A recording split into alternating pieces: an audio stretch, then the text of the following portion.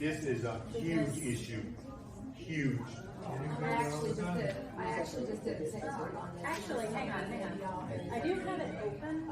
Accused of using AI for small things. I can just shift that like M dashes and stuff like that. there. You know that. Yeah. You know, I know. I'm I tried to Everybody's use like, it to write. AI. I tried to use it to write when I first said, hey, I can edit ice with that.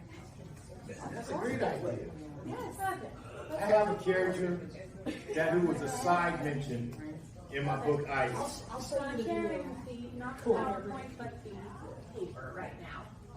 Oh, okay. To them? Yes. Oh, I wasn't going to cover the paper. Oh. But, well, no, go ahead. And I'm not going to discuss it beyond this Yeah. here. So just to show y'all, this is the paper Thank you, Chloe. online. I'm showing you this is roughly the paper. All right. I'll send. I figured I was going to use AI to edit a book, and I didn't know how to use AI. And I'm talking when it first came out.